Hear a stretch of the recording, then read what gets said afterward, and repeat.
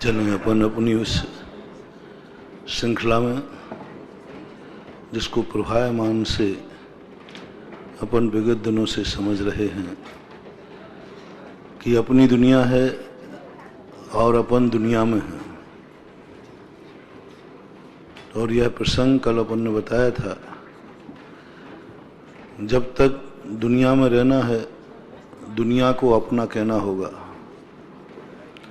और ये अंतरंग चेतना से ऊपर कहने से काम नहीं चलेगा। मुंह से कहने की बात नहीं है, ये अंदर की पर्याय है, आत्मा की पर्याय है। हमें जब तक दुनिया में रहना नियत है, निश्चित है, उसको हम कितना भी प्रयास करें तो नहीं टाल सके, तो हमें दुनिया को अपना मानना ही पड़ेगा। जब तक हमें दुनिया से आत्मीयता नहीं आएगी, दुनिया को हमसे भी आत्मीयता नहीं आएगी। जब तक हम दुनिया को अपना नहीं मानेंगे, दुनिया हमें अपना नहीं मानेगी। और जब तक हम दुनिया और एक दूसरे को पराया मानते रहेंगे, तब तक कोई भी सुखी होने वाला नहीं। कल मैंने इसको बड़े विस्तार से बताया था। पहले हम सोचते हैं कि दुनिया हमें अपना कम मानेगी, लेकिन हम नहीं सोच पाते हैं कि दुनिया को मैं अपना कम मानूंगी।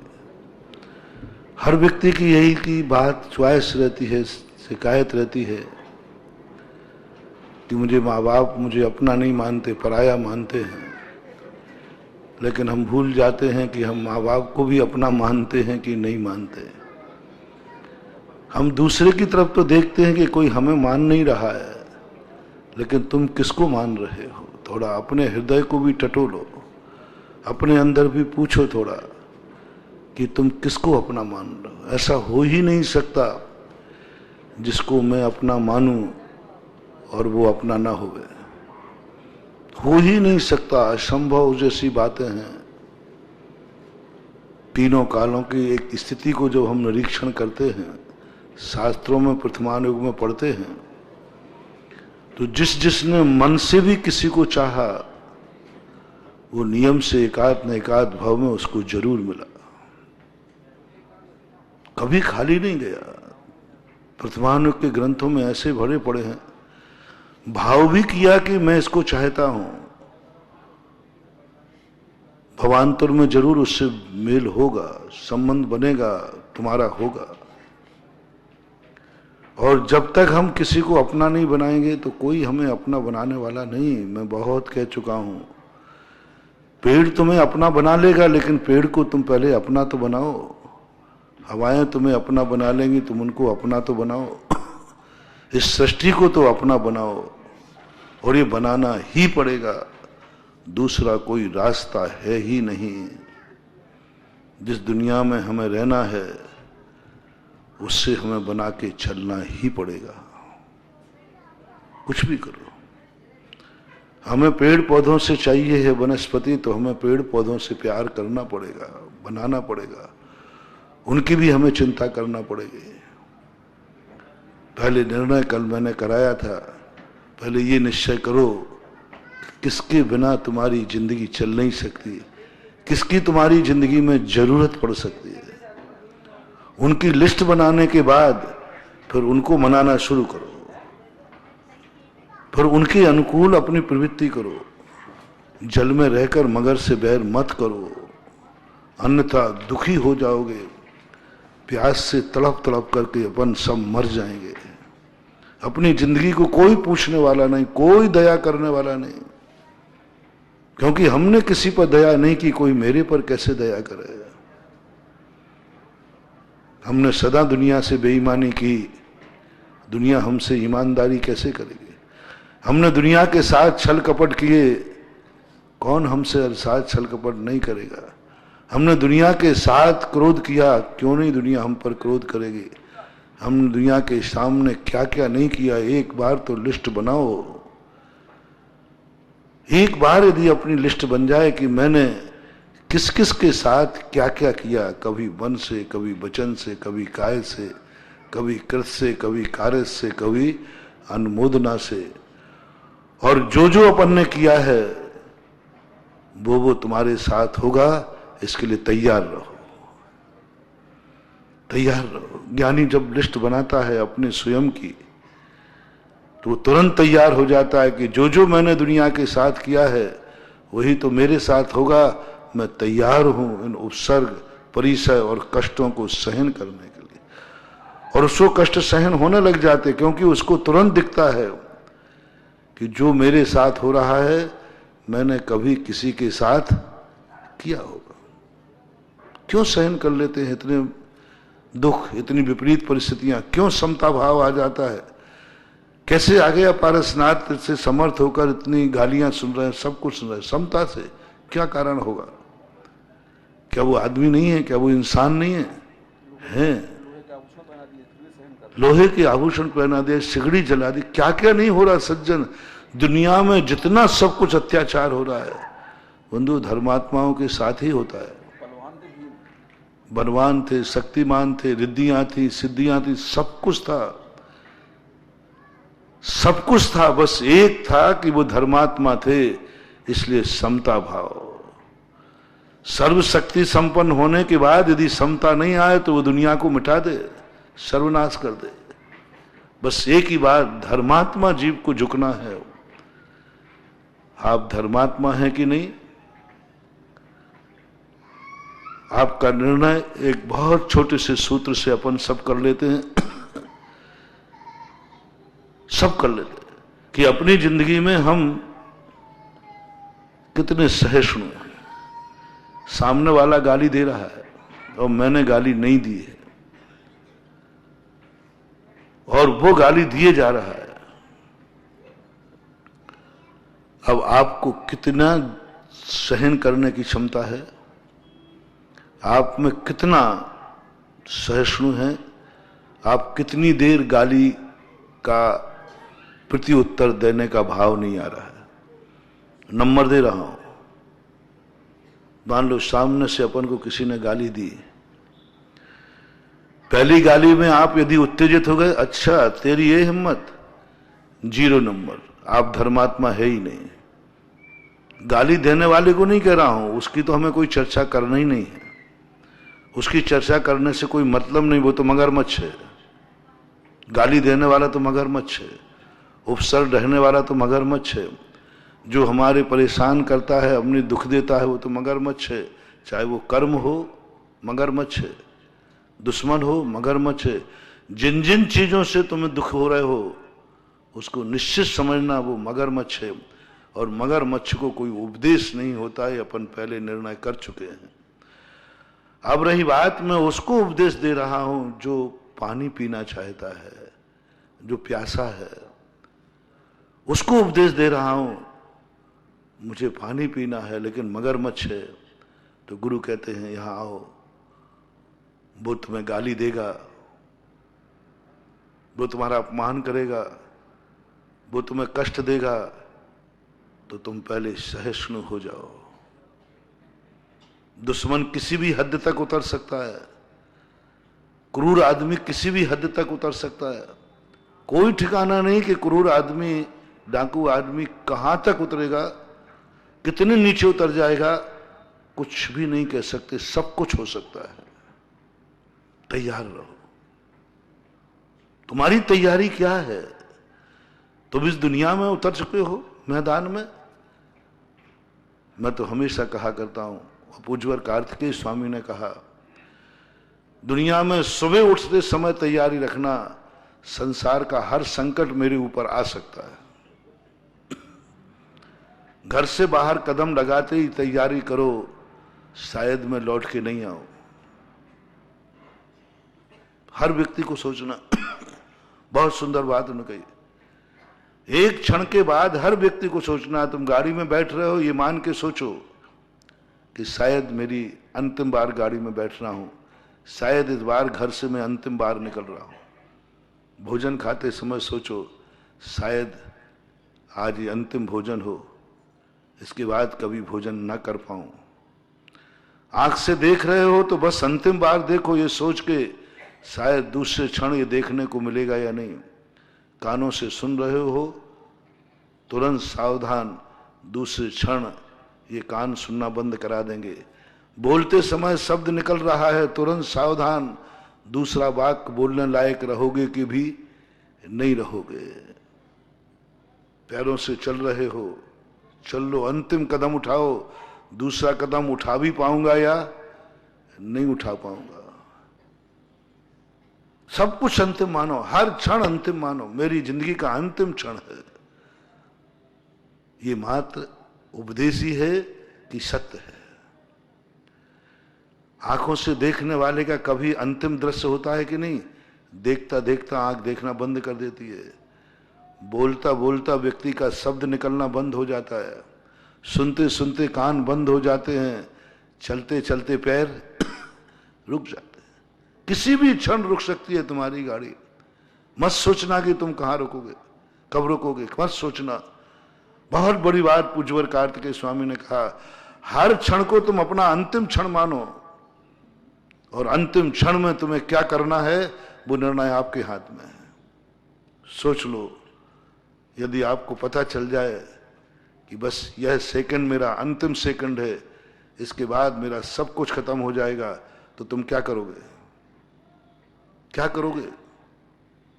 बस ये निर्णय कर करके आप तुरंत निर्णय करो क्या करोगे। तो ये मान लो कि 24 घंटे यमराज तुम्हारी चोटी पकड़कर तलवार लिए खड़ा है। किसी समय वो तुम्हारी जिंदगी छीन सकता है। और ऐसा मान करके तुम जाओ, हर संकट की तैयारी करके रखो। घर से बाहर निकलो तो ये मत पूछो कि क्या संकट आएगा, ये सोचो हर प्रकार का संकट आ सकता है, तुम्हारी क्या तैयारी है। जेब कट भी आ सकता है, कोई गुंडा मर्डर भी कर सकता है, तुम्हारी क्या तैयारी है। यमराज आ सकता है, तुम्हारी क्या तैयारी है। क्या तैयारी सब कुछ लूट जाएगा। साधु कहता है, सज्जन कहता है, मैं हर मुसीबत से निपटने की तैयारी कर चुका हूं।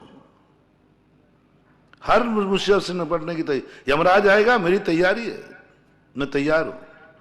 लाखों वर्षों तक जीऊं या मृत्यु आज ही आ जाए, मैं तैयार हूं। मुझे क्या लेना ना, कोई ना सामान उठाना है ना लेना, ना ऊदों को लेना ना सूदों को देना, मैं तैयार हूं। साधु उसी का नाम है। साधु उसका नाम नहीं है कि वो कितनी साधना कर रहा है। साधु उसका नाम है जो हर मुसीबत की तैयारी कर चुका है। करना नहीं है, आग लगने पर कुआं नहीं खोदना है। हाँ, कुआं खोद चुका है। साधु का नाम, ज्ञानी कहो, साधु कहो, सज्जन कहो, सम्यक दृष्टि कहो, अपन उसके कोई भी नाम दे देते हैं। वो एक ही बात निकलेगी, बोले ये मुसीबत आ सकती है, मैं तैयार हूं। जब मुनि बनने की एक दिन बात कही थी ना, मुनि से कहा क्या जा रहे हो? मुनि बनना पड़ेगा, बन रहा हूं। देख लो खाने को नहीं मिलेगा, अंतराय पीछे पड़ गया तो बोले मैं तैयार हूं। ओहो, मैं तैयार हूं, भूखा रहने को तैयार हूं, मुझे दीक्षा दो। महीनों तक भी हार नहीं मिले, हो सकता है जिंदगी में कभी तुम हार नहीं कर पाओ, बोले मैंने अंतिम हार कर लिया है। साधु हर दिन अंतिम हार करके सिद्ध भक्ति पढ़ता है। बस यही मेरा अंतिम हार है। कभी कल के हार की सोच के नहीं करता, बस ये करता है प्रत्याख्यान है। अंतिम मान के सोचता है। दीक्षा लेने वाला सोचता है, क्या बात कर रहे हैं आप, कह रहे हो जिंदगी में कभी हार नहीं मिलेगा? हाँ, अलाभ कभी नहीं मिलेगा। साधु कहता तैयार हूं, मैंने साधना कर ली है, जिंदगी भर बिना उपवास बिना आहार के रहकर मैं संकलेश नहीं करूंगा। देख लो केस लॉन्च करना पड़ेगा, तैयार हूं। सर्दी में बिना वस्त्र के कभी जंगलों में भी रहना पड़ेगा, मैंने तैयारी कर ली है शीत सहन करने की, कर लूंगा। महाराज आप जैसा बताओगे वैसा कर लूंगा। तो फिर गुरु कहते हैं अभी चले यहां से। यदि तुमने कहा कि महाराज जी ठीक है अभी तो मैंने कुछ नहीं किया, अब आप जैसी जैसी साधना बताओगे वैसे वैसे कर लूंगा, तो फिर दीक्षा नहीं होगी। फिर कहेगा कि अभी तुझे अभ्यास करना है। वहां क्या बोलना पड़ता है? देख ले सर्दी लगेगी, ठुटरेगा, -2 में भी जा सकता है, क्या उस समय तुझे रजाई याद तो नहीं आएगी? बोले साहब नहीं आएगी, मैंने शीत सहन करने की साधना कर ली है। बोले कब की है? घर से तो आ रहा है, तू तो राजकुमार है, तूने कब साधना की माइनस में बिना वस्त्र के रहने की? गुरु ने पूछ लिया पृथ्वी पर, झूठ नहीं चलेगा वहां पर। उनका ठंड कैसे सहन करेगा ये बता दे तू। बोले मैंने साधना कर ली है। बोले साधना कर ली, तूने कब की है? तेरे मम्मी पापा से पूछो। बोले साहब उनको मालूम नहीं है। मम्मी पापा को मालूम नहीं? बोले नहीं। परिवार में किसी को मालूम नहीं? बोले नहीं। तो फिर किसको मालूम है गभाएला तू कि तूने ठंड कहन कर ली है? वो कहता गुरुदेव आपको मालूम है, मैंने साधना कर ली। बोले मुझे कहाँ मालूम, थे तो पहली बार ही आया मेरे पास। बोले महाराज आपको मालूम है?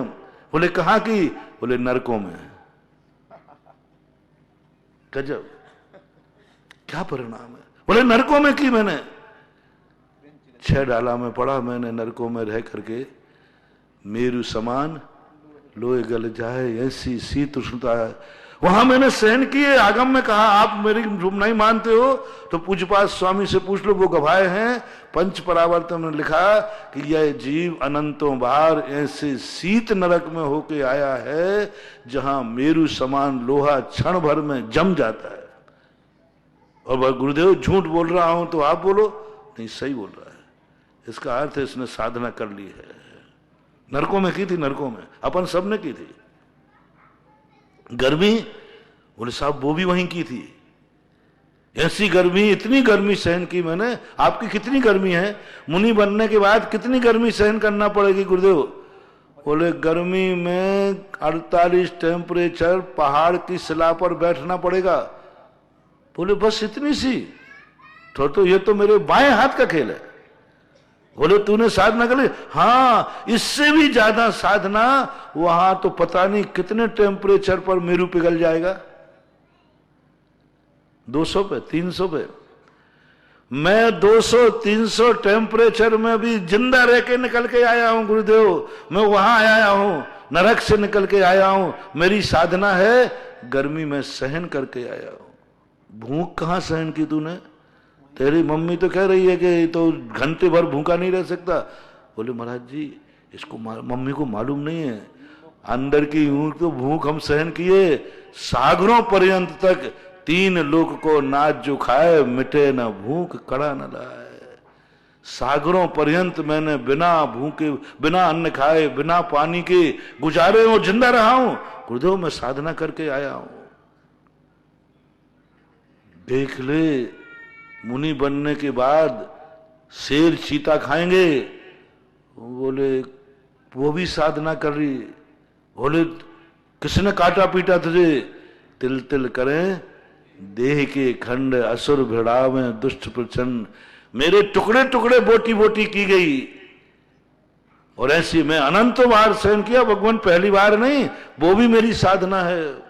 मैं सब साधनाएं कर चुका हूं, कोई साधना ऐसी बाकी नहीं जो मुझे करना पड़ेगी। ऐसा तत्व चिंतन, ऐसी तत्व दृष्टि, ऐसा अंदर से कांटे चुभेंगे जब तू चलेगा। हाँ, हवाएं चुभेंगी जब तू चलेगा। बोले वो भी साधना है। बिच्छू सहस डसे नहीं तिसो। 1000 बिच्छू एक साथ काटे हैं हमारे लिए। हाँ, श्यामल तरुदल जो 80 पत्र, मेरे शरीर को हजारों बिच्छुओं ने काटा है। तो भी देख ले। बोले दुर्गंध सुर्गंध कैसे सहन करेगा? कुछ भी तुझे अच्छा सुगंध नहीं मिलेगा। बोले मैं बड़ी से बड़ी दुर्गंध में रह के आया हूं। बोले कैसा दुर्गंध? बोले वहां का एक कण भी प्रभु गुरुदेव यहां आ जाए तो पूरा भारत क्षण मात्र में मर जाएगा। अलग अलग पृथ्वी की अलग अलग दुर्गंध दिखी है। पहली पृथ्वी के कितने कोष के जीव मर जाएंगे?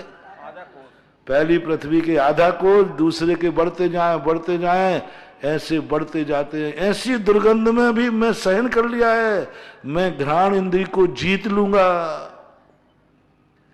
रूप रंग देखने में नहीं आएगा। मैंने बहुत क्रूप रूप देखे हैं, मैंने सब कुछ, जितने जितने कष्ट एक मुनि को झेलना के लिए कहे जाते हैं, उस सब की साधना की अनुभूति तुम्हारे पास होना चाहिए, तब दीक्षा बनती है, तब गुरु दीक्षा देते हैं। और तुमने ये भर कह दिया गुरुदेव अभी तक तो मैंने साधना नहीं की, अब करूंगा, दीक्षा नहीं होने वाली। तुम्हें एक शब्द कहना, मैं ये सब कर चुका हूं, कर चुका हूं, सब कर चुका हूं, आप दीजिए दीक्षा, मैं सब सहन करने के लिए तैयार हूं। ऐसा शब्द बोलना पड़ता है गुरु के सामने। जो कहोगे, जो आएगा सब, आप तो बोलो ही मत, जो आप नहीं बोल रहा उसकी भी तैयारी मेरे पहले से तैयारी करें। आईपीएस परीक्षा की जैसे व्यक्ति, कोई कोर्स नहीं होता, आईएएस आईपीएस परीक्षाओं का कोई टेक्स्ट बुक नहीं होती, कुछ भी प्रश्न पूछ सकते, कुछ भी। ऐसे जनरल पूछ दें जिनकी कल्पना तुमने बड़ी बड़ी तैयारी कर ली, तो ऐसा छोटा सा प्रश्न पूछ लें जो एक बच्चा बता दे, वो बड़े लोग नहीं बता पाए। आईएएस आईपीएस में कुछ भी नहीं है, सारी दुनिया उनको भरी पड़ी है, कुछ भी पूछ सकते। वे ये भी पूछ ले मैं कि बिजौलिया में चतुर्मास करने वाले महाराज ने फलानी तारीख का मैं प्रवचन का पहला वाक्य क्या बोला था। आप वहां जाते थे? हाँ जाता था। तो बताओ क्या बोला था? लो साहब, आईएएस आईपीएस कुछ भी पूछ लो, कुछ भी नहीं है। ऐसे ही मुनि बनने के लिए कहा गया, कोई भी संकट आ जाता है, कोई टेक्स्ट बुक नहीं, कोई बना हुआ थर्मामीटर नहीं है कि इतने ही संकट सहन करना पड़ेंगे। कोई भी आ सकता है, संसार के जितने संकट हैं सब आ सकते हैं एक साथ। आपकी क्या तैयारी है? बोलो, मैंने सारी तैयारी कर ली है, मैं तैयार हूं।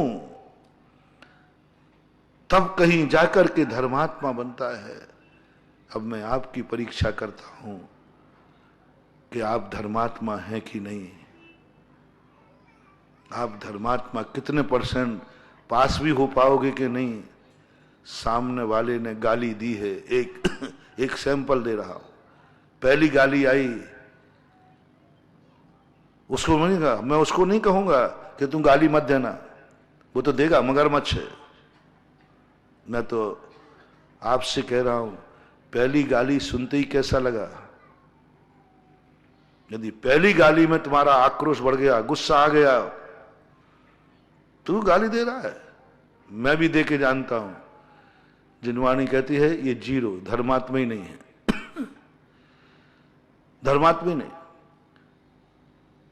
बिना दिए गाली देने का भाव आ गया तो तुम मगरमच्छ हो, तुम धर्मात्मा जीरो विद्यार्थी हो। फेल होने वाला विद्यार्थी विद्यार्थी भी कहलाता है।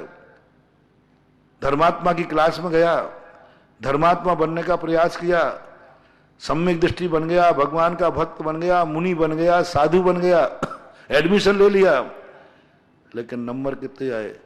पढ़ने वाले विद्यार्थियों को कई बार 0 नंबर भी मिलते हैं कि नहीं? मिलते होंगे, किसी ना किसी को तो मिलते होंगे। पर विद्यार्थी 0 नंबर लेने वाला विद्यार्थी है। ये धर्मात्मा बनने गया था, लेकिन किसी ने छेड़ दिया, गाली दे दी, बस गुस्सा आ गया, 0 नंबर। पहली गाली को तो महाराज जी हम सहन कर लेंगे, कोई बात नहीं, कोई बात नहीं, तत्व चिंतन दे दिया होगा, दे दिया होगा, बस पहली गाली। दूसरी गाली में आ गया 1 नंबर, 1 नंबर मिल गया तुम्हें। दूसरी गाली में गुस्सा आ गया, 1 नंबर। पासिंग मार्क कितने चाहिए?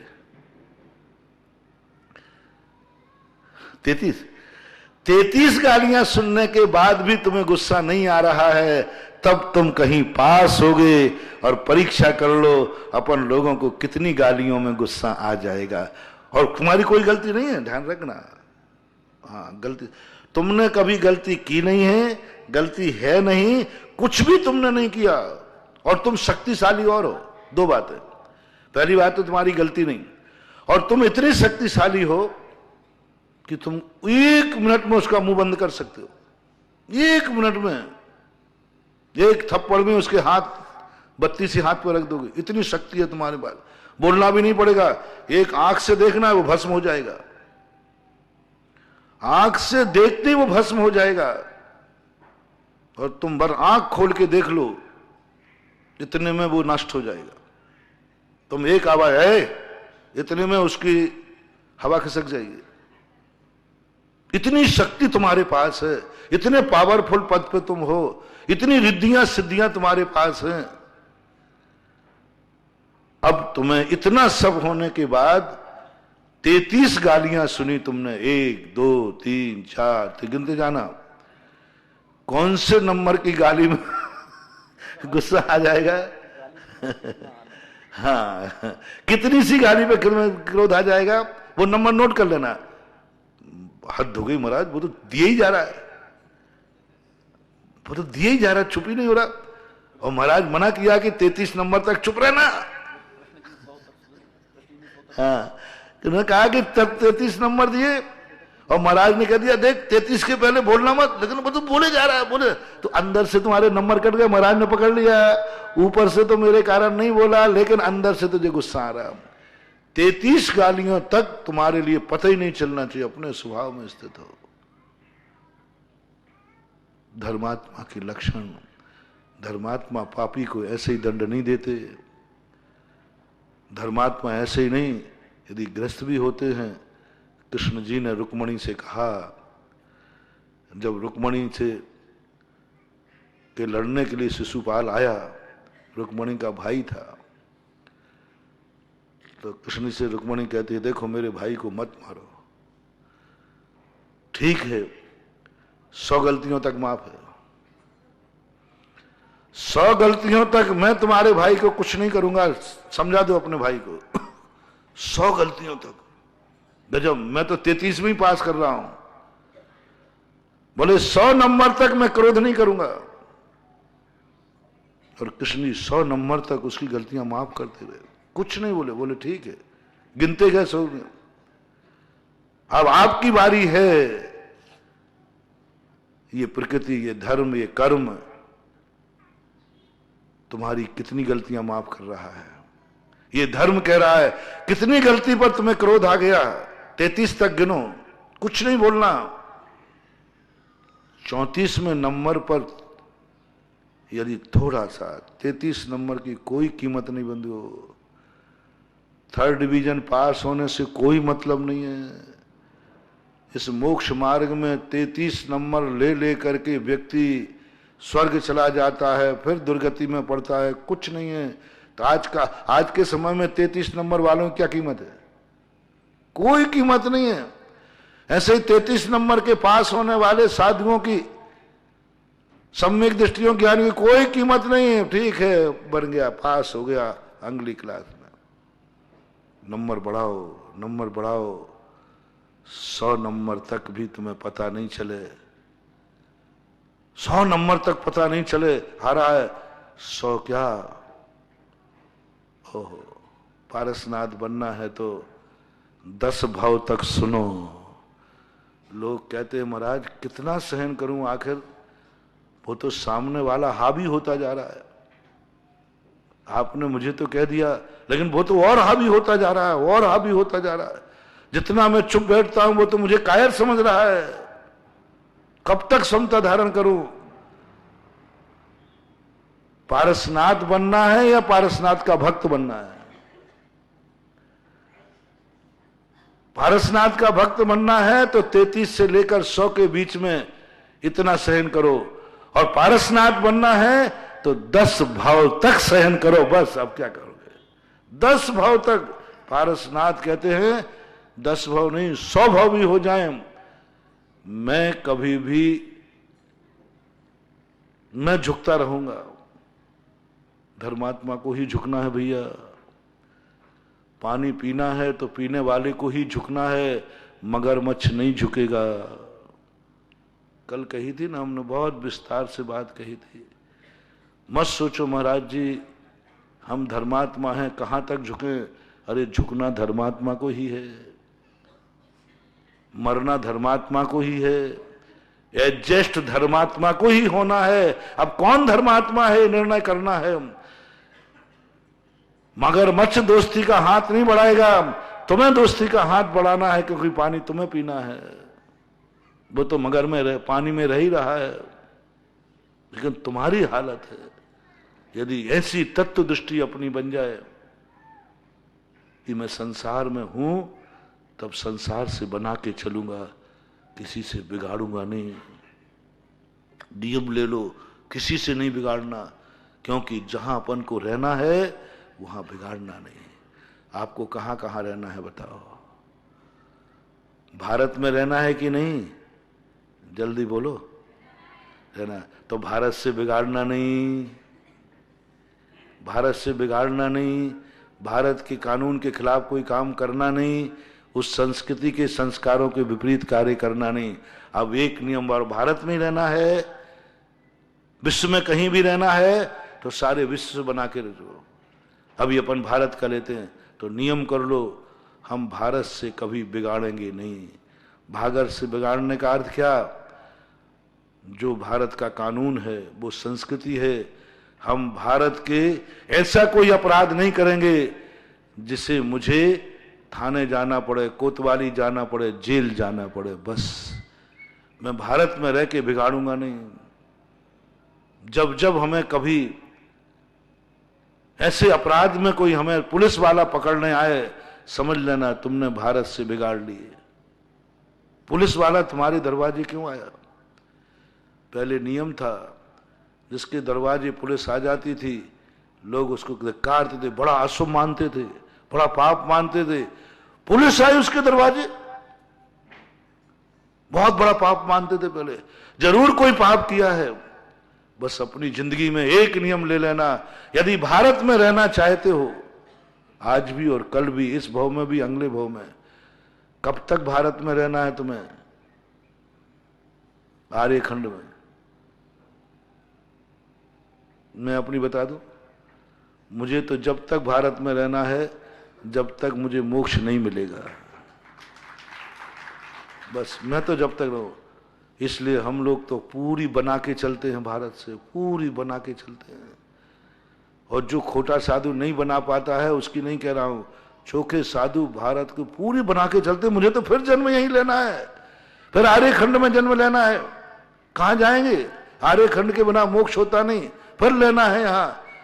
जब जन्म जन्म तक बार बार मुझे यहीं रहना है, तो फिर बना के चलो, इससे बिगाड़ो मत। यदि भारत से बिगाड़ लोगे, कहां जाओगे? कहां जाओगे? कल कहा था ना प्रवचन में, कभी भारत छोड़ के जाना भी पड़े तो भारत से बिगाड़ के मत जाना। कल बहुत बड़ी बात थी, कल जिज्ञासा में भी प्रश्न आया था कल के कि कई लोग दो प्रकार के लोग होते हैं, कहीं से जाते हैं तो बिगाड़ के जाते, मचा के जाते, ऐसा बुरी तरह करके जाते हैं। मैं जब यहां से जाऊंगा तो ऐसा मचा के जाऊंगा कि ये भी जिंदगी भर याद करेगा, छट्टी का दूध याद आएगा। होते ये कसाई कहलाते, ये काले लोग कहलाते हैं, ये काला क्रोध। काला क्रोध जहां से जा रहा है वो ऐसा करके जा रहा है कि मिटा के जाएगा। मैं मर जाऊंगा लेकिन पड़ोसी को सुखी नहीं रहने दूंगा। ये गुंडे तत्वों के संस्कार, गुंडे तत्वों की आदत, महानुभाव, जब जब तुम्हारे लिए कहीं से भी जाने का भाव आ जाए, चाहे जिंदगी से जाने का भाव आ जाए, चाहे भारत देश से जाने का भाव आ जाए, निमित्त बन जाए, लेकिन जहां से जा रहे हो बिगाड़ के मत जाना। अभी रहने की बात नहीं कही थी कल, जहां रहना है वहां तो बनाना ही है, वो तो चर्चा चली रही है। जहां से जाना है, वहां से जहां से तुम छोड़ के जा रहे हो उससे मत बिगाड़ना, बिगाड़ के मत जाना, बिगाड़ के मत जाना। बिगाड़ के जाओगे तो फिर संकट पर संकट आएंगे। पूज्यवर कुंद कुंद स्वामी ने पंचम काल के साधु से भी कह दिया, कहां जा रहे हो? बोले घर गृहस्थी छोड़ रहा हूं, माँ बाप को छोड़ रहा हूं, नगर शहर को छोड़ रहा हूं। बिगाड़ के बना के? बिगाड़ के छोड़ रहे हो कि बना के? बिगाड़ के छोड़ रहे हो कि बना के? झगड़ा करके छोड़ रहे हो, किस छोड़ के कर रहे हो? वो आदिनाथ के पूर्व भाव का सुनाया था ना, बिगाड़ के दीक्षा नहीं लेना। कुंद कुंद भगवान ने स्पष्ट कहा। अब मुनि को तो कभी घर लौटना नहीं है ना, वो तो जिंदगी भर का त्याग कर रहा है, कभी उन परिवार वालों से मतलब ही नहीं। तो भी कुंद कुंद स्वामी कहते हैं बिगाड़ के मत जाना, बिगाड़ के जाने वाले का गुणस्थान नहीं बनेगा, बिगाड़ के जाने वाला मुनि नहीं बन पाएगा, और यदि बन भी गया तो सामने वाला तुम्हारा बिगाड़ कर देगा। उनको खुश करके जाओ, समझा के जाओ। गजब की बात है, बैरागी पूछ के जा रहा है, हा पुच्छ बंधु भग्गो विमोच दो गुरु कलत पुत्ते ही। अरे बैराग हो गया, क्या पूछना, किसी से संबंध तोड़ रहा हूं, तोड़ने के लिए क्या पूछना है। उन्होंने कहा नहीं, पूछ के जाओ, पंचम काल है, नहीं तो ये ऐसा उपसर कर देंगे। जो जो साधु बिना पूछे साधु बने, परिवार को दुख देके गए, उनकी ऐसी हालत हुई है कि कुछ पूछो मत। सुकौशल महाराज गज कुमार बिना मां को दुख देके गए, माई ने खाया। गज कुमार अपने दीक्षा के साथ, तुम लोग सोचते हो शादी होने के बाद ससुराल को नाराज मत करना, चाहे भली दीक्षा ले लो। हाँ, यदि शादीशुदा व्यक्ति दीक्षा लेवे तो घर को ही, अपने परिवार को खुश नहीं करना, ससुराल से बिगाड़ के मत जाना। शादीशुदा वाला व्यक्ति ससुराल से पहले बनावे फिर दीक्षा लेवे, अन्यथा फॉर एग्जाम्पल गज कुमार की बात, गज कुमार जो था उसने दीक्षा लेते ही ससुराल से बिगाड़ दी, ससुर को खुश नहीं किया। उस ससुर ने सिगड़ी जलाई कुंवर साहब के ऊपर, ससुर ने सिगड़ी जलाई कुंवर साहब के ऊपर। ससुर था, शादी करके और दीक्षा ले ली, हमारी बेटियों को बैरागी बना दिया। क्रोध में आ गया ससुर, ऐसा क्रोध में आया, सिगड़ी जलाई, बोले आप तप ले और तप। और उसी सिगड़ी में गज कुमार को केवल ज्ञान हुआ, ये बात अलग है। इसलिए जिन जिन के साथ तुम रह चुके हो, जिन जिन के साथ तुम्हारी जिंदगी बीत चुकी है, उनसे कभी बिगाड़ के मत जाना। जाने समय कह रहा हूं, बिगाड़ के मत जाना।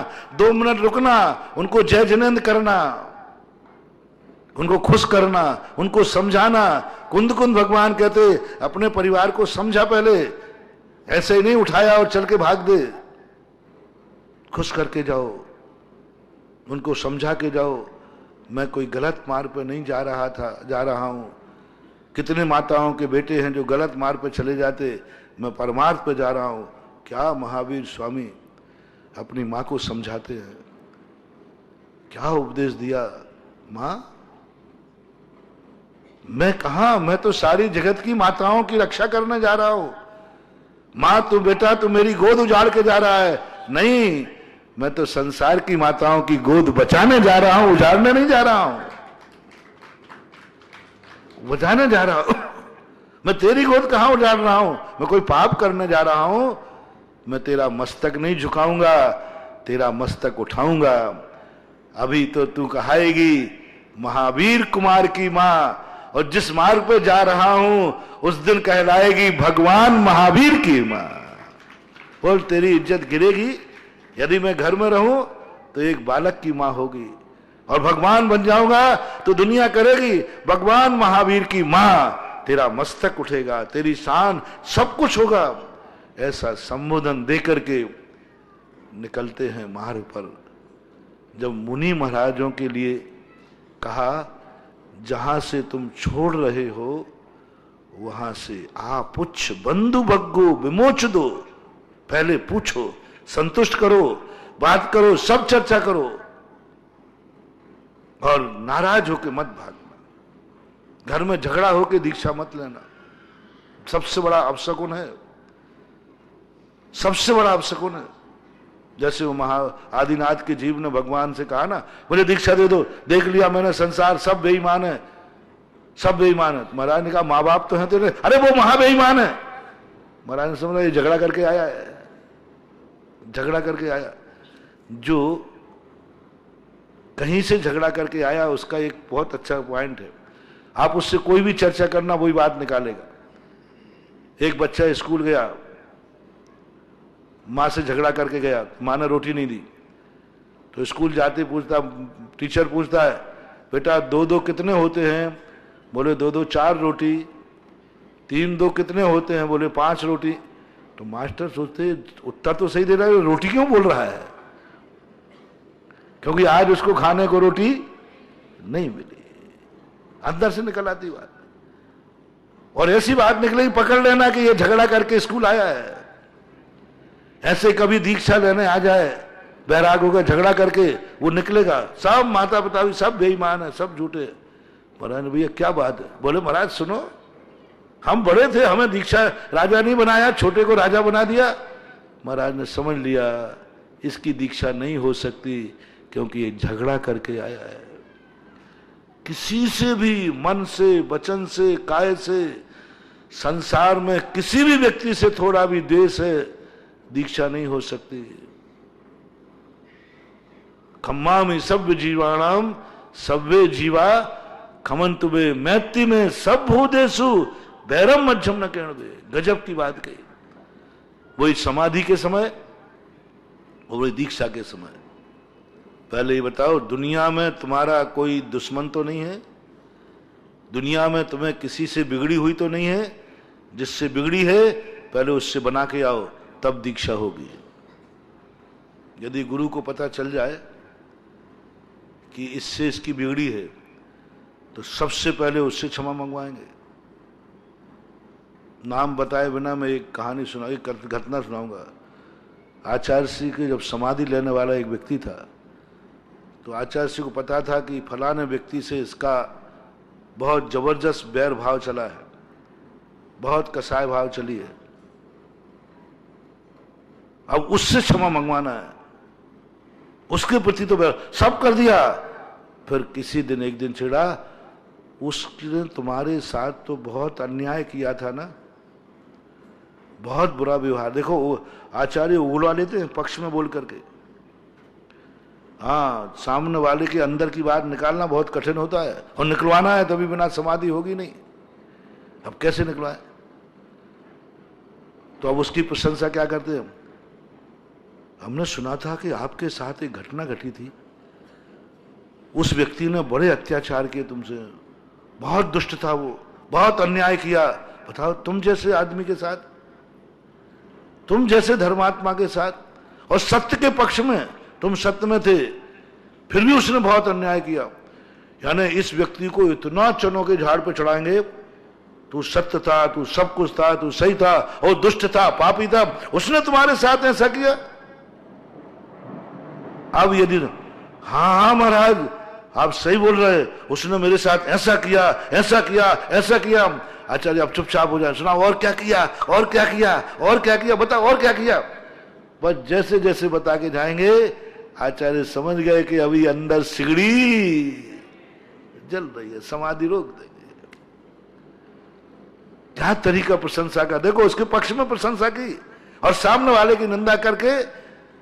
अपने दुश्मन की जब निंदा होती है, तो अपने पास कोई अपना दुश्मन हो और कोई 2 व्यक्ति उसकी बुराई कर रहे हों, और अपन वहां से निकल जाए, तो क्या करोगे? जल्दी बोलो, हाँ हाँ आप लोग सही बोल रहे हो, उसने मेरे साथ भी ऐसा किया है, यानी यहां भी सिगड़ी जल रही है अभी। आचार्य ने कहा बस हो गया, अभी सल्लेख ना रोको इसको, आग जल रही है, और आग निकल गई होगी। तो आचार्य के वो तुरंत कह दिया, गुरु महाराज ऐसी कोई बात नहीं है, गलती तो मेरी भी थी, लेकिन ऐसी कोई बात नहीं है, उसकी कोई गलती नहीं, मेरे ही कर्मों की गलती थी। उसको आप इतनी निंदा ना करें, आप उसकी बुराई ना करें, वो अपनी जगह सही था, वो भी अपनी जगह सही था, उसने कोई गलत नहीं किया, मुझे इसका कोई खेद नहीं। बस तुरंत आचार्य कह देंगे इसकी सल्लेखना के योग्य है, क्योंकि ये दुश्मन की निंदा नहीं सुन पा रहा है। हा क्या बात है महानुभाव, दुश्मन की निंदा नहीं सुन पा रहा है। गुरु महाराज इतनी निंदा मत करो, वो इतना बुरा आदमी नहीं था, और उसने कोई गलती नहीं की। कौन व्यक्ति करता है गुरुदेव गलती? हर व्यक्ति अपनी मानस में अच्छा ही करता है, उसने भी अपनी इच्छा में अच्छा आया कहा नहीं। कभी यदि अपने अंदर वो गाथा है ना शास्त्र में, शत्रु और मित्र के प्रति समानता भाव, तम समसुत संधुबग्गो, ऐसा हाँ तम सत्य बंधुबग्गो, यानी कैसे तो अपन पकड़े अपने अंदर। जब कहीं दुश्मन की निंदा हो रही हो और उसकी निंदा मुझे अच्छी नहीं लग रही है, ठीक नहीं लग रही, नहीं मेरा दुश्मन है तो क्या हुआ, उसकी भी निंदा नहीं होना चाहिए, उसकी बुराई नहीं होना चाहिए, समझ लेना तुम में समता भाव आ गया है। और यदि थोड़ा भी रस आ गया, हाँ मेरे साथ भी ऐसे, वो तो है ही दुष्ट है साहब। यदि दुश्मन की निंदा सुनते ही हमारे मन का और उत्साह बढ़ रहा है, समझ लेना अभी हमारे पास समता भाव नहीं आया। ना हम दीक्षा के अधिकारी हैं और ना हम समाधि के अधिकारी हैं, दोनों जगह नकार दिया। पहले दुश्मन के प्रति बताओ तुम्हारा परिणाम क्या है, उसके प्रति तुम्हारे परिणाम क्या है। तो अपने अंदर ऐसी परिणति उस समय जगाएं कि दुश्मन भी हमारे लिए कहे नहीं मैं तो कुछ भी नहीं करूंगा, मुझे तो कुछ विकल्प ही नहीं है, मुझे कोई मतलब नहीं। महाराज आपने याद दिलाया, क्या जानना, वो तो आई बात गई चली गई, उसी समय भूल गया था मैं, समय प्रतिक्रमण कर लिया था। ये चीजें सब जरूरी है। और गुरु महाराज यदि पकड़ ले में कि नहीं अभी तुम्हारे फलाने दुश्मन से है, तो जब तक उसकी एक कहानी सुनाई थी ना मैंने, कभी शास्त्र में आई, गुरु महाराज को पता चला दीक्षा के बाद किसकी फलाने राजा से झगड़ा है, तो फिर गुरु महाराज ने कहा अब इसको कैसे क्षमा मंगवाऊं, अब तो ये मुनि बन गया। अब मुनि बनने के बाद गृहस्थ से क्षमा मांगना, और वो भी प्रत्यक्ष रूप में, मर्यादा के खिलाफ है। तो मुनि आचार्य तो आचार्य होते हैं, उन्होंने विहार उसी नगर में किया। देखें मेरे चेले में उसके प्रति द्वेष भाव है कि नहीं। तो जैसे ही गुरु महाराज उधर बढ़े, वो नया दीक्षित चेला आ गया, गुरु महाराज कहाँ जा रहे हो, बोले मेरा मन है कि मैं इस प्रांत में। अरे महाराज वहां मत जाना। मैंने क्यों, अरे महाराज वहां मेरा परम दुश्मन रहता, वो मुझे देखते ही चबा जाएगा, खा जाएगा। गुरु महाराज समझ गए इसकी दृष्टि में अभी दुश्मन है, अभी दुश्मन है। मुनि बनने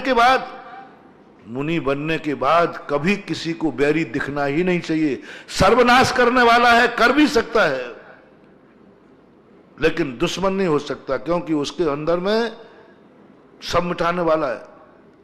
यदि अपन को यह पता चल गया ये मेरा दुश्मन है, समझ लेना मुनि पद में बट्टा है। गुरु महाराज कहते मैं तो वहीं जाऊंगा। बोले महाराज मत जाओ, हो सकता है हमारे निमित्त से आप पे भी संकट आ जाए, पूरे संग, वो बहुत खतरनाक दुश्मन है मेरा, पीढ़ी दर पीढ़ी से दुश्मन है, वो मार डालेगा। अरे जब मेरे पास शस्त्र था, सेना था, तब भी वो काबू में नहीं आता था, और अब तो हमारे पास ना तो शस्त्र है ना कुछ है, पिछी कमंडल है। वो तो देख के गुरु महाराज ने कहा मैं तो जाऊंगा। तो ये गुरु जा रहे, जाना ही पड़ेगा। गांव में पहुंचते ही आहार को नहीं महाराज मेरा आज उपवास है, क्योंकि अभी तो कम से कम संघ है, तो अकेले उपवास में तो और मारेगा बेचारा वो। तो गुरु कहते नहीं उपवास नहीं करना है तुम्हें। नहीं नहीं महाराज मैं जितने दिन आप यहां रहोगे उतने दिन मैं मंदिर में ही रहूंगा, आहार पानी नहीं ग्रहण करूंगा, आप चिंता मत, मुझे कोई कष्ट नहीं है, मुझे उपवास की साधना है। गुरु महाराज कहते अच्छा बड़ा तपस्वी आया, आदेश है तुझे आहार को उठना है। गुरु का आदेश हो गया। देखना अंदर के कैसे भाव निकालते हैं। अच्छा उठ जाऊंगा। अब वो सोचा कौन से चौके में जाऊं जो बाहर से पास में ही हो, मंदिर के बिल्कुल ही पास में, क्योंकि गांव में गया वो तो पकड़ के मारेगा, क्योंकि हमने उसको खूब पीटा है पहले, क्योंकि इसने खूब जम के पिटाई की है उसकी। राजा थे, दोनों राजा थे, 50 बार उसको पीटा, बंदी बनाया। तो ये जैसे ही मैं दिखूंगा तो गुरु महाराज समझ गए कि ये चौका पास का देख रहा है कि जल्दी जल्दी हार करके झुक के आ जाऊं। सुनो मेरा आदेश है कि फलाने के यहां यदि चौका लगे तो उस राज के यहां तुम्हें आहार करने वहीं जाना है और कहीं आहार नहीं लेना। अरे महाराज जी, अब तो यमराज आ गया, वो तो अब घर में बुला करके और कमरा बंद करके जो धुलाई करेगा। महाराज जी, आपने दीक्षा दी है कि यमराज को बुला रहे हो? आप मेरे दुश्मन हो, वो मुझे छोड़ेगा? मैंने उसको कितने बार पिटाई की है, कितने बार बंदी बनाया है, और आज तुम उसी के दरवाजे भेज रहे हो? वो मारेगा मुझे। महाराज ऐसा करो, आप तो मुझे अभी समाधि दे दो, समाधि दे दो, मैं अन्न जल त्याग करके ना। आचार्य कहते हैं जब तक तेरे अंदर दुश्मन बैठा है तेरी समाधि भी नहीं हो सकती। तेरे अंदर अभी भय है, अब तेरी समाधि नहीं हो सकती। तो महाराज क्या करें? वो कत्ल कर देगा, मेरा मर्डर करेगा, मार देगा, इससे अच्छा मैं ही मर जाऊं। बोले ऐसे मरने से समाधि होने वाली नहीं है, उसके हाथ से मर जाना ठीक है, लेकिन दुश्मन को अंदर बसा के मरना ठीक नहीं है। आदेश, टेक टू ऑर्डर। जाके गया, बस अंतिम भगवान से, भगवान गुरु तो जैसा है तो आप सुन लो मेरी, पर मेरा आहार महार तो आज मिलना नहीं है, आज तो सीधा ऊपर जाना है। और जैसे अंजलि लेकर आगे बढ़ता गया, मौत का क्षण निकट आते गए, और उधर वो राजा, ओहो, महाराज को देख करके झुक रहा है, नमोस्तु भगवान, नमोस्तु नमोस्तु नमोस्तु। ये देखता है, ये तो वही है, लगता है मीठी चाल बोल के बुला रहा है। फिर अंदर निपटाएगा ये, अब जाना तो है ही। खड़ा हो गया, वो तो कांप रहा है। ओहो महाराज, धन्य हो गए, मैं पापी अभी यहीं पड़ा हूं, मैं कायर यहीं पड़ा हूं, आप शक्तिमान होकर के। ओहो, अंदर जब पड़गा कर पैर धोए तो गंदुदक से नहा गया, बार बार नहा रहा है, बार बार। ओहो, धन्य है, इन मुनिराज के चरण मेरे यहां पड़े। और वो तो देख के दंग रह गया। और आहार होने के बाद जब आया, बोले तू जिंदा कैसे लौट आया? बोले महाराज मेरी गलत भूल थी, मैं आज भी इसको दुश्मन मान रहा था, आज भी दुश्मन मान रहा था, और इसलिए मैं यहां आया बेटा कि जिंदगी भर तू इसको दुश्मन मानता रहता, तेरा मुनि पद, तेरी समाधि होने वाली, अरे सामायिक ही नहीं हो सकती। यदि सामायिक के पहले संसार में किसी भी व्यक्ति के प्रति हमारे मन में द्वेष भाव है, किसी के भी प्रति हमारे मन में थोड़ा सा भी बैर भाव है, अपनी तरफ से ना सही, यदि हम चाहते हैं कि सामायिक के पहले कि फलाना व्यक्ति मेरा दुश्मन है, ये भाव भी यदि मुनि के मन में है, तो मुनिराज की सामायिक हो ही नहीं सकती, हो ही नहीं, प्रतिक्रमण हो ही नहीं सकता। प्रतिक्रमण में खत्म कर दिया। ना मेरा कोई शत्रु है शत्रु बहुत है, लेकिन मेरे सिद्धांत में खत्म हो गया, मेरा कोई शत्रु नहीं है, क्योंकि मैं किसी का शत्रु नहीं हूं, इसलिए कोई मेरा शत्रु नहीं। सीधी बात, मैं किसी का शत्रु नहीं हूं, इसलिए वो मान लेता है मेरा कोई शत्रु नहीं है। ऐसा मान करके वो सामायिक में बैठता है। इसलिए सामायिक के पहले प्रतिक्रमण होता है। प्रतिक्रमण में यही किया जाता है, शत्रु है क्या तुम्हारा दुनिया में कोई, तो पहले उसको खत्म कर दो। तो आप लोगों के लिए सबसे बड़ी बात, दुनिया में कहां रहना है? भारत में। इसी अंतिम बार रहना है कि बाद में फिर रहना है? बार बार रहना है, तो भारत से मत बिगाड़ना। तुमको महाराज जी छोड़ के चला जाऊं तो नहीं, तो भी मैं कह रहा हूं, छोड़ के जाने की बात भी आ जाए, मान लो ये आ जाए कि नहीं तू तो भारत से बिगाड़ ले, तेरा जन्म हम विदेश क्षेत्र में दिला देंगे, विदेश क्षेत्र, अब तुझे कभी लौट के यहां नहीं आना पड़ेगा, तो भी बिगाड़ के मत जाना। जैसे मुनिराज से कहा, अब वे घर कभी लौट के नहीं आएंगे, लेकिन घर के सदस्यों से बिगाड़ के मत जाना।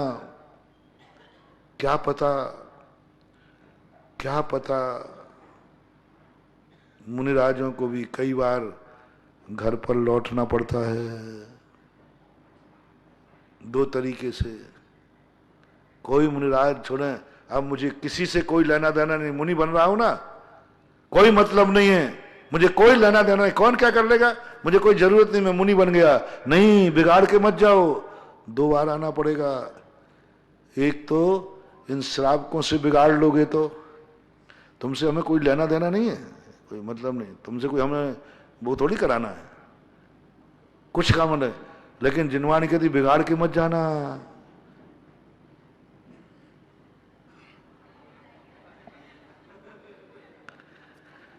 आहार की जब बात याद आएगी, भूख लगेगी, तब श्रावक के दरवाजे ही जाना पड़ेगा। इसलिए इतना बना के जा कि तू द्वारे पर आ सके।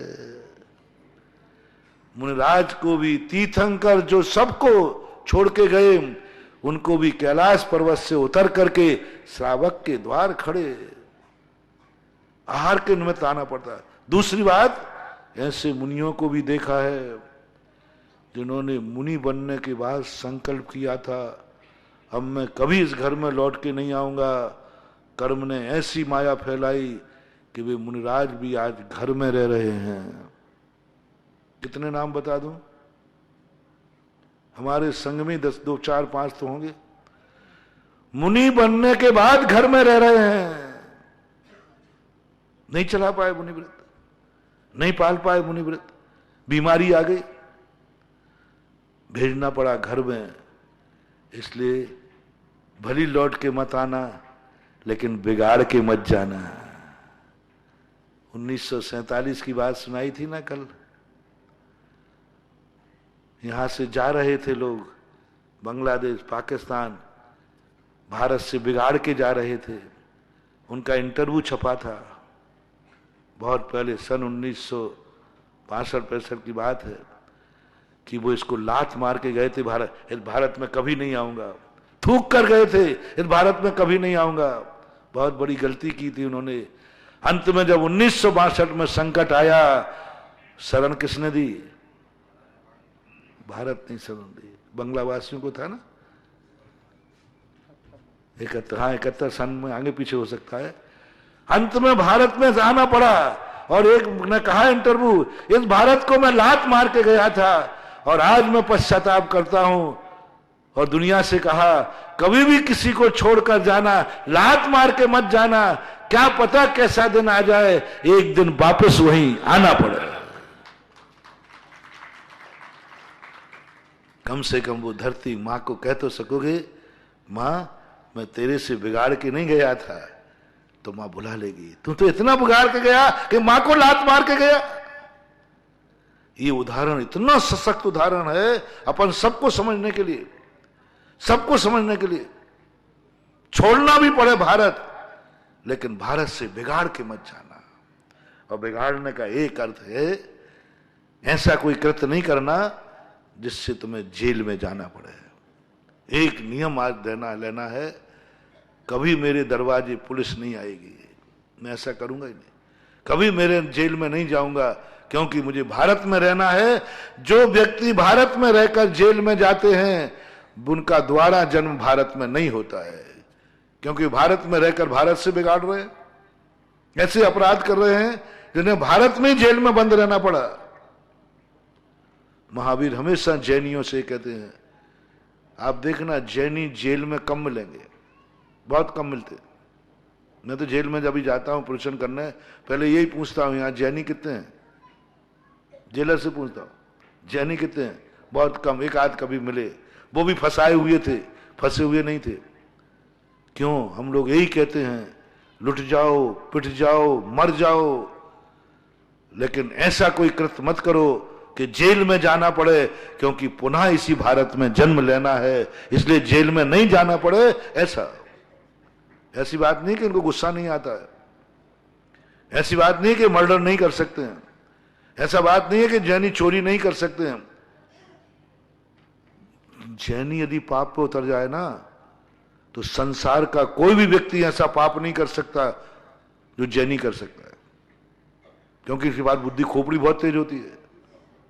हाँ, जैनी संसार का सबसे ज्यादा पाप करने की ताकत रखता है।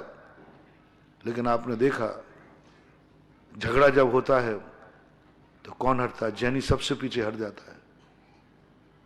निपटाने की क्षमता नहीं, सो बात नहीं।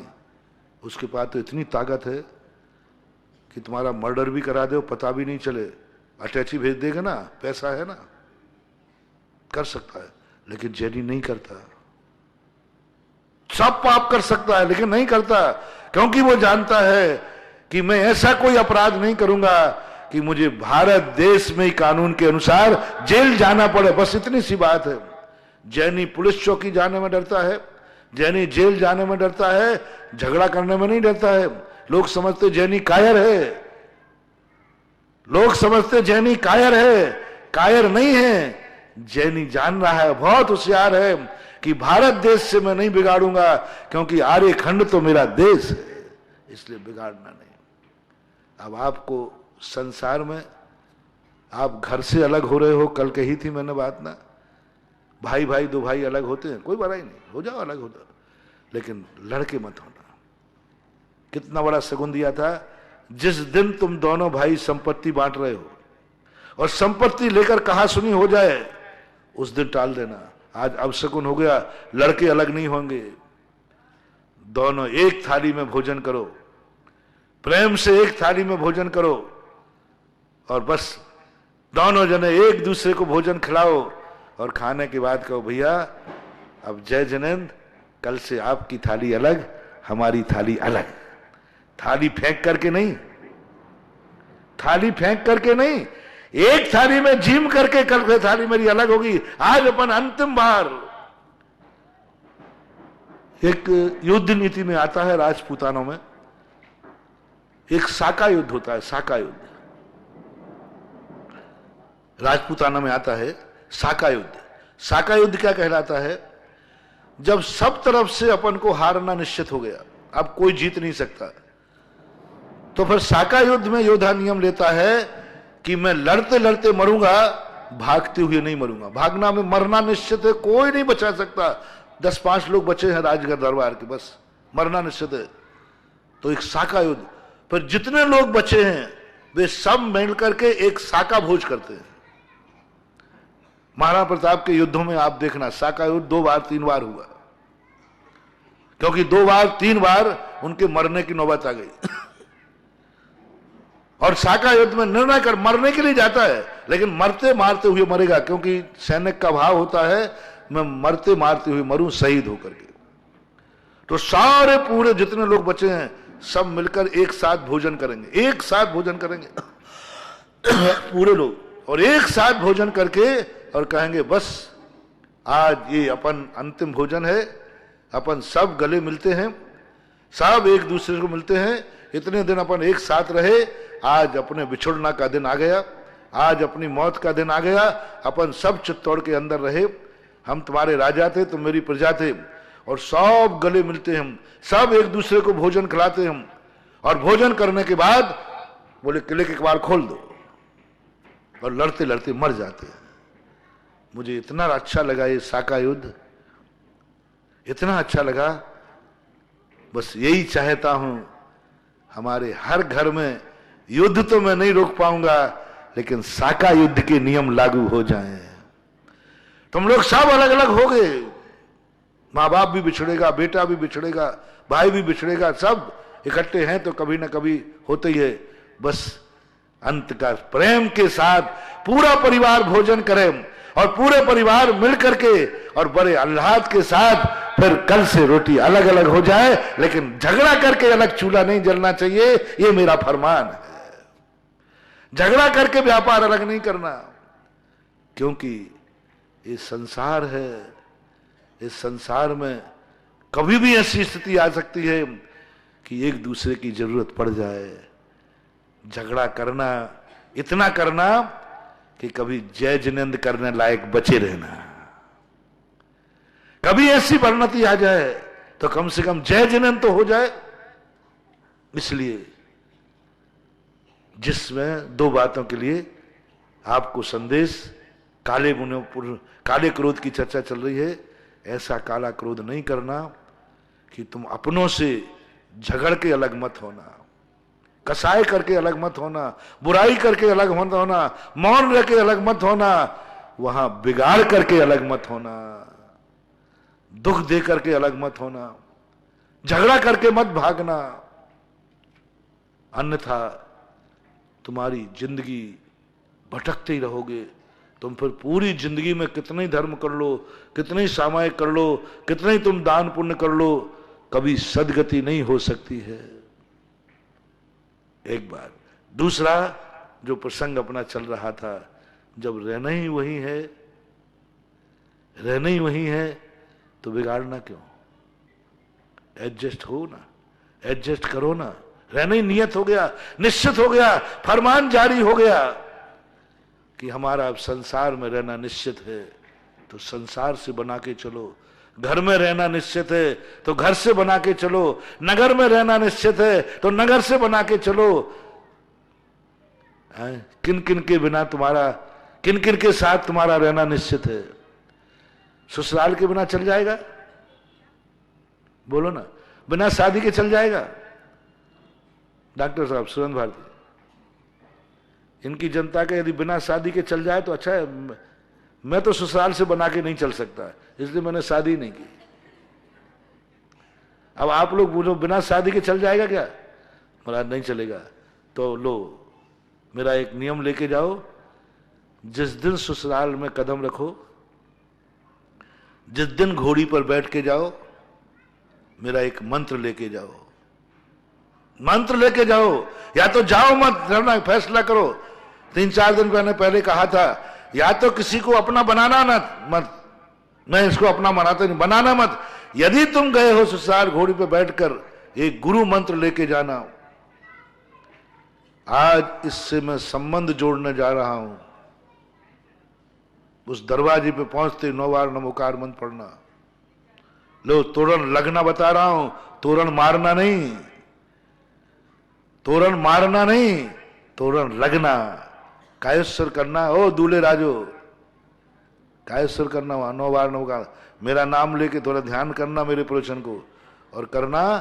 आज इस घर को मैं अपना मानता हूं, नियम करता हूं, इस घर से कभी बिगाड़ूंगा नहीं,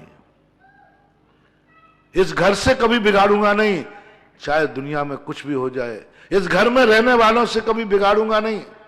9 बार नमोकार मंत्र पढ़ लो। वो ससुराल तुम्हें ऐसी फलेगी, बस एक नियम, बिगाड़ूंगा नहीं। अब कन्या को नियम दे रहा हूं, जब बारात आवे, सावधान, संसार की सारी कन्याएं सुने, जब बारात आए तो बताते, देरी पर जब जाते हो ना तो कुछ करते हैं वो, कुछ क्या करते हैं, कोई चावल मावल फेंकवाते, क्या करते पता नहीं। अब वो उधर फेंकते कि इधर फेंकते मुझे पता नहीं, उड़ी उड़ी सुनी है। कुछ एक लात मरवाते हैं किसी में, हाँ, कुछ ऐसा लेकर के ऐसा फेंकती है पीछे, और फिर एक किसी में लात मारती है, और फिर पैर रख करके आगे बढ़ती है, जो चंदन बंदन का। आगे पीछे आप जोड़ लेना, मैंने टूटा फूटा बोल दिया। हो जाते। बस उस कदम के लिए संसार की सभी बेटियों से मेरा कहना है, लो मैं तुम्हें एक मंत्र देता हूं, थोड़ा रुक जाना और 9 बार नमोकार मंत्र पढ़ना, और एक सगुन करना। इस घर में मैं कदम रख रही हूं, जब मेरी यही जिंदगी है, मैंने अपने बाप का गोत्र बदल दिया है, आज के बाद इस घर से, इस घर में रहने वालों से कभी बिगाड़ूंगी नहीं। बस एक नियम ले लो, बिगाड़ूंगी नहीं। इस घर में जितने लोग हैं सबसे बना के चलूंगी। देखो तुम्हारा ये नियम कितना बड़ा काम करता है। बिगाड़ूंगी नहीं इसमें। कैसी भी सासू मिले, कैसी भी जेठानी मिले, कैसी भी देवरानी मिले, कैसी भी ननद मिले, इस घर से कभी बिगाड़ूंगी नहीं, और इस घर से बिगाड़ के कभी अलग होंगी नहीं। बिगाड़ूंगी नहीं और बिगाड़ के कभी अलग होंगी नहीं। अलग होंगी तो सबसे बना के होंगी, और रहूंगी तो सबसे बना के रहूंगी। समय आपका हो गया, अभी इतनी और थोड़ी बहुत बातें और हैं, समय पर कहते रहेंगे। आज दोनों को नियम दिया ना, तुम्हें भी दिया और उनको भी दिया। ये नियम याद रखना। महावीर भगवान की जय।